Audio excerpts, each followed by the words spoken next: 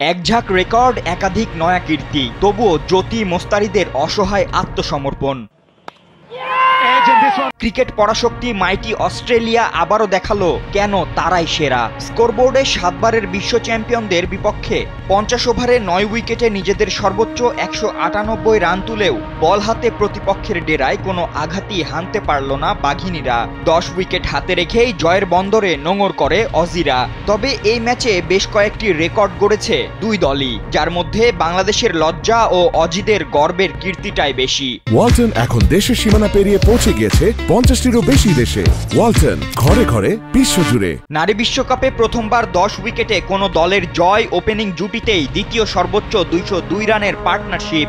আর গতি তারকা মিচেল স্টার্কের স্ত্রী অজি অধিনায়ক অ্যালিসা হিলির 73 বলেই সেঞ্চুরি।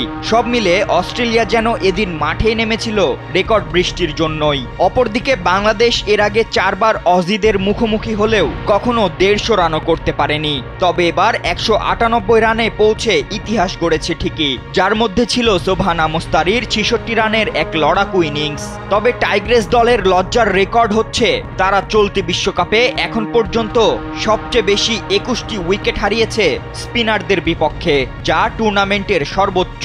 আর ধীরগতির বোলারদের বিপক্ষে গড় মাত্র 17.8, যা পাকিস্তানের পরই সবচেয়ে কম।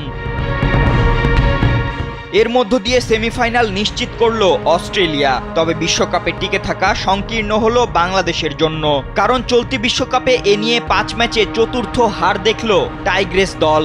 এখন সেমিতে উঠতে হলে জ্যোতি সোবহানাদের বাকি 2 ম্যাচেই জয়ের পাশাপাশি অন্যদের দিকেও তাকিয়ে থাকতে হবে। ফাতিন ইশরাক, কালবেলা।